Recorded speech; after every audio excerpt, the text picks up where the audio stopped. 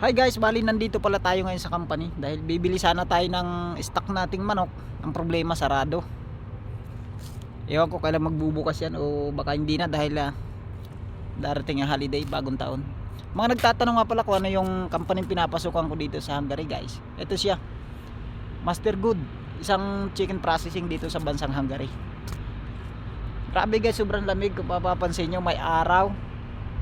Taas na yung araw dahil mag-alas 9 na.